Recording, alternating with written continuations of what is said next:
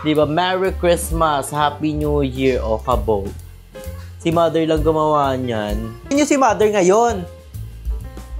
Pak! Blacado! Angel Oxin. Sino ka dyan? Sharon. Sharon. Cubeta. Ang ganda. Sabot tangin, ma. Pagdating ng kasal. Oh, pasabog. Sino nag-makeup sa'yo? Siyempre, yung friend ko dyan. Ay, Sholiver, friend. Pak!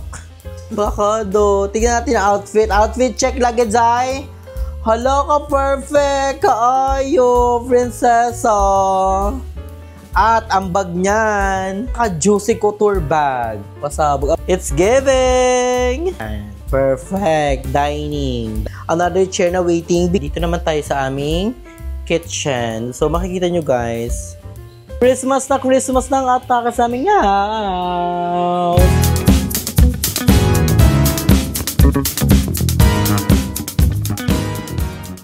So hi guys, I'm Andrew and welcome back to my channel. Yeah, so sorry guys kung gato yung boses ko kasi, you know, yung masakit yung lalamunan ko. Pero nakainom naman ako ng gamot. Bil ko sa mga malalamig, sa matatamis. Pero ngayon, nag-init ako ng tubig and ayun yung iniinom ko.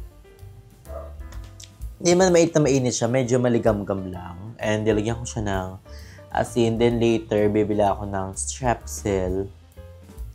So, ayun nga. So, ngayon nga, guys, is, it's already 2 na ata, 2 PM na, and kakagising ko lang. So, kakain na ako. This is my first meal, guys. This is ata a sausage, or, sausage pa ito ba, or ano lang, Hungarian. Hungarian lang ata. Ito niluto ni Mother, and, yun nga, ngayon is update ko kayo dito sa aming house. So, madami na nabago. Sobrang dami na nabago sa bahay namin. Like, lumawag na siya kasi, inay siya nila Mother. Inay siya ni Mother sa kanong kapatid niya. Thank you so much, Tita Lourdes. Kasi, na rin yung stock room namin. May mga gamit kaming nahanap na mamaya yung nasa kwarto. Nahanap ko na yung shoes ko. Yung, kung maaalala niyo yung first shoes ko na binili ko nung, parang gift ko siya sa sarili ko. Yung shoes na, worth 8,000 pesos. Na siya, hindi na siya good. I don't know. Pero, papaayos ko siya. Ipapa-cleaning ko siya and ipapa-whitening ko siya. Kasi maganda talaga yun. Super memorable yun sa akin. Napakamahal ng shoes na yun. So, ayun nga.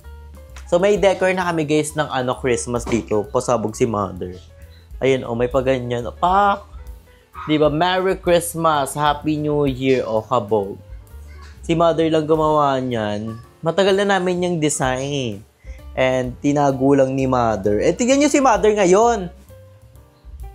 Pak! Blacado! Angel Oxin. Sino ka dyan? Sharon. Sharon. Cubeta. Ang ganda. Sabot tangin, ma. Pagdating ng kasal. Oh, pasabog. Sino nag-makeup sa'yo? Siyempre, yung friend ko dyan. Ay, Sholiver, friend. I-ano natin si Mama. I-montage natin yung look niya today. Tignan niyo siya kung gano'n siya kaganda. Pak! Blacado. Tignan natin ang outfit. Outfit check lagi, Zay. Hala ka, perfect. Kaayo, prinsesa. At ang bag niyan. Isot mo yung bag. Pak! Saan ka Ninang, naka-juicy couture bag. Pasabog. Abangan nyo, ila-live selling ulit natin yung mga bag natin ng ganyan. Pak! Pasabog, ang ganda ka. You love you do. And ito yung gift niya, oh. Sholo. Perfect ka naman. Kaya gumaganda. Ay, sholo. Pasabog. Kulot-kulutan na ganyan yung gusto kong hair. It's giving! Diba? Ang ganda ni Mother ngayon. Nagulat ako pagkababa ko ng hagdan. Sabi niya, tumatawag siya sa akin. Sabi niya, diba ka nakakain na, ganyan. Tapos, pagkababa namin, nagpa-picture siya, Siyempre, maganda naman nanay ko, Kaya ako ganito kaganda, kasi maganda ako, di ba? Saan ka magmana? Siyempre, sa tatay ko. Sa akin. So, pasabog yung mga picture niya ni Mother. Send ko nga sa GC mo. Pero pa-fresh muna natin siya, i-remini muna natin yung picture ni Mother. So, ayun nga, ngayon nga is kakain na ako. And, later is, tutur ko kayo sa, sa tindahan din sa labas. Kasi bongga rin yung display namin sa labas. May pailaw na parang firework. Tapos may mga, pasabog. Mamaya, ipapailaw ko yung mga, papasilip ko sa inyo yung ilaw namin. And binago na rin pala namin yung setup namin ng dining. So, dito na yung dining namin, guys. Ayan. Diyan yung dining namin. Pag wala may bisita, diyan kumakain. And ito yung waiting area. And may isa pang lamesa dito. I don't know kung para sa niya, pero tatanggalin namin yan soon. So, ayun nga, mamaya is i-update ko kayo sa mga ganap dito sa bahay. Hindi mo mga ganap, mga pagbabago dito sa aming house. I'm so very excited. So, ngayon nga is kakain muna ako. Ina-edit ko yung picture ni mother para may pang-post na siya. Kasi ang gagta nyo, like siya. A few moments later. So, ayun nga guys, tapos na tayo kumain. And thank you for mother for preparing my food. So, ayun nga guys, si mother is wala na. So, umalis na siya guys dahil may atinan siyang kasal. Nakita niyo kung gano'n ka-fresh ang aking mother, di ba? At may pinagmanahan talaga ang face. I give you the face. Not today the body. So, ayun nga guys. So, ngayon nga isa-update ko kayo dito sa aming house. So, guys, ito ang aming bagong sala, ayan. Perfect. Dining area yan. Tapos dito meron kaming another chair na waiting. Bigayan ni Kuya Puritas. Thank you, Kuya Puritas, for the chair. And ayan, ito ang aming counter bar. So, nandiyan yung mga alak, yung ibang mga medicine ni mother, yung mga kailangan pa ni mother. So, ayan. And dito naman tayo sa aming kitchen. So, makikita nyo guys. So guys, makikita nyo sa ibang part ng house namin is not good kasi nga napalpak nga ang pagpapagawa namin dito sa aming house. Mali kami ng napagkatiwalaan. So, soon guys, soon, ipapaayos namin to. Kasi ayaw naman namin pa isa-isang ayos ipapaayos to. Tapos ito, ganyan. Gusto kasi ni ate yung isang ayusan na lang.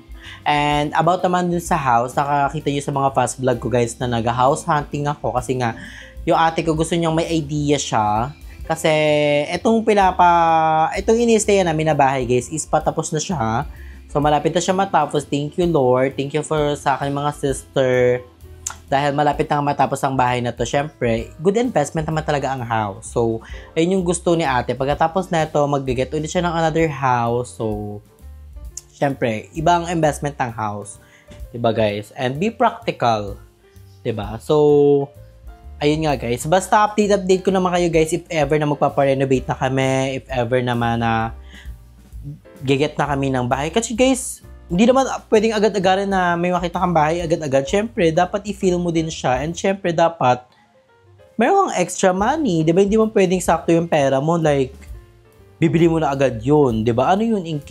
Para pag nagka-emergency ka or nagka-something ka, so wala kang mahuhugot. Diba? Kailangan handa ka din talaga sa mangyayari and kailangan advance ka na mag-isip, diba? So, ayan. So, ito yung aming CR. Munting CR. May ganyan-ganyan siyang effect si mother dyan. Parang rainbow ang atake. And andito ang isang ref namin. Andyan yung mga tumbler ko. So, hindi ko pa lalagay yung mga tumbler ko sa kwarto ko kasi hindi pa napapalagay yung binili ko sa IKEA.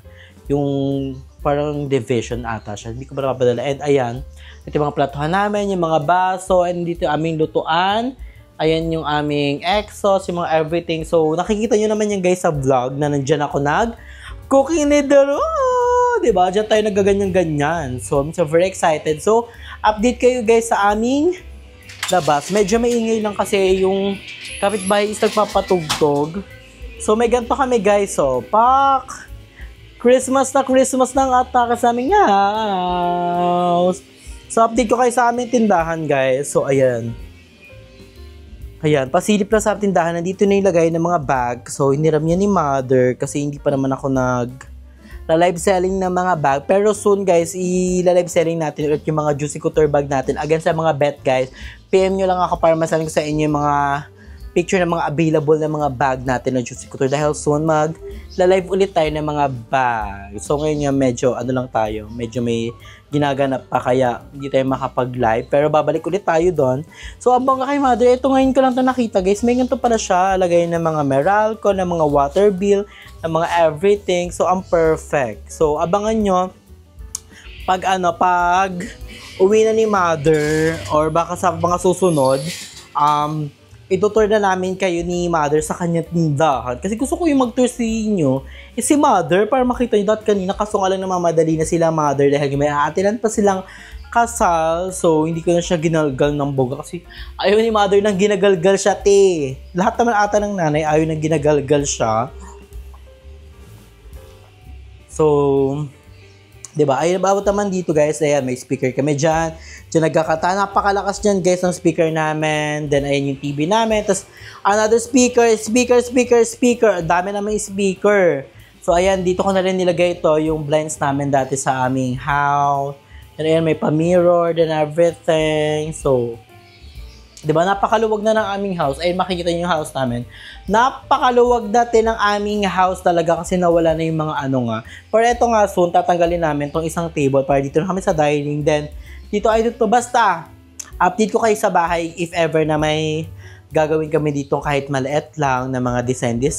And yun nga, ang balak namin ni Mother dito is yun nga, itong Christmas theme namin. Kasi, guys, alam nyo, dapat magka-Christmas tree kami ni Mother. Kaso nga lang, yung Christmas tree ni Mother is naanay. So, naanay yung Christmas tree ni Mother. So, I'm really sad na wala ng Christmas tree si Mother. Pero, nasabi ko man sa kanya na ever na medyo malaki yung sahod namin this month, o itong paparating na sahod, sabi ko sa kanya, bibilihan ko siya ng Christmas tree, diba? Para feel namin ng Christmas dito. Siyempre, knowing naman yung dalawang sister ko is nag-work sa abroad, siyempre. So, kami lang ni Mother yung mag-celebrate ng Christmas. Ganun pa man, diba? Ang mahalaga guys, kasama kami ni Mother at masaya kami. And, nakapanibago siya talaga. Pero, diba, kailangan nating tanggapin. That's life, diba? And, ang mahalaga is magkasama kami ni Mother sa Pasko, sa New Year, sa mga and I spend time with my Mother, diba? So, ayun nga guys, ngayon is, akit naman tayo sa taas. Doon na tayo mag-update sa aking kwarto. So, see you there! So, ayun guys, nandito na nga tayo sa aking kwarto. So, nakita nyo naman yung house namin. And tuwing gabi guys, pinapailaw namin yung sa tindahan. Yung para, meron kami kasi sa labas na parang Christmas light siya na para siyang fountain. Hindi para siyang fireworks pala. So, insert ko na lang dito yung video. Makikita nyo dyan naman talaga yung Pasko. So, hindi ko lang alam kasi kung paano siya paganahin eh. And i-edit ko na rin kasi itong vlog para may mapanood kayo. So, ayun na nga yung update natin sa bahay. So, makita nyo naman na Christmas na atake sa bahay. Pero, hindi naman siya ganun ka-Christmas. Pero, kahit ganun pa lang yung design namin ni Mother, daman-daman na talaga namin yung Pasko. Kasi nga, iba talaga pag magkakasama kayo. And, ayun nga. So, ayun guys, nandito na ako sa kwarto. And, ipapakita ko sa inyo yung shoes ko. So, ito siya guys. Ito yung binili ko guys. Tignan nyo kung, diba? Hindi na siya nakaka-pretty yung color niya. So, gusto ko nga siyang linis sa labas. Kasi na-stock siya guys sa stock room namin ng mga ilang taon. Kasi last gamit ko neto ata yung nag-Thailand kami. Like, ilang taon na nakalipas nun ata. Sobrang tagal na. So, gusto ko siyang ipaayos. So, nalabahan na to ni Mother. Pero, gusto kasi ito parang naging yellowish siya Just comment down below nga guys kung may alam kayo palinisan dito sa Cavite or sa Manila. So, ayun guys. Diba? So, naloloka talaga ako sa shoes ko na yan. Kasi napakamahal niyan, Diyos ko po, gift sa sarili ko talaga na ganyan. So, ayun guys, feel ko. 1, 2, 3, go. So, ayun guys, ayun lang yung update natin sa ating house. So, pinakita ko lang sa inyo yung ganap nga dito sa aming house. Like, kagaya ng aming dining, binago na ni Mother yung setup. And then, yung kusina namin, di ba, nawala na din yung mga abubot. And then, nakita nyo naman yung mga Christmas decor namin ni Mother. Kahit ganun-ganun lang yung dikit-dikit ni Mother. Just ko na-appreciate ko yung effort ni Mother doon sa kanyang paglalagay ng ganun. And also, yung tindahan. Hindi ka kaya medyo na-tour sa tindahan kasi nga gusto ko mag-tour sa inyo doon si Mother. So, abangan niyo yung vlog doon na tutur kayo ni Mother kung ano ba yung tinda niya and doon sa bandang labas. And then, maganda nga yung tuwing gabi kasi nga may pa-ilaw-ilaw si Mother. Basta iba talaga yung ni Mother kasi guys, si Mother talaga yung nag-suggest sa amin na magtindahan siya para hindi siya maboring dito sa house.